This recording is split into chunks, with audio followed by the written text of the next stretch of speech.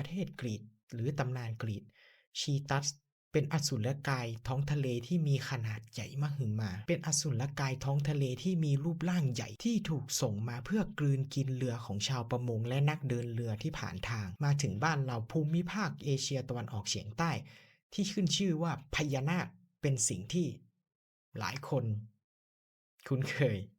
สหราชอาณาจักรสกอตแลนด์เซลกี้ตามตำนานเกี่ยวกับแมวน้ำที่สามารถถอดผิวกายเป็นมนุษย์บนบกได้แต่มักจะลงเอยด้วยความเศร้าโศกและกลับลงไปในท้องทะเลตะวันออกกลางและเมโสโปเตเมียเทียมัตมารดาแห่งท้องทะเลมีรูปร่างที่เหมือนมังกรขนาดใหญ่หรืออสูรกายท้องทะเลเป็นสัญลักษณ์แห่งความโกลาหลก่อนที่จะสร้างโลก ตามแต่พื้นที่ก็มีเรื่องราวตำนานเป็นของตนเองและความกลัวและจินตนาการของตนความกลัวและจินตนาการของคนในสมัยก่อนเมื่อเราลองมองย้อนกลับไปแต่ละภูมิภาคในโลกก็มีความกลัวนั่นบ่งบอกว่ายังมีคนที่กลัวน้ำทะเลในอดีตอีกเยอะ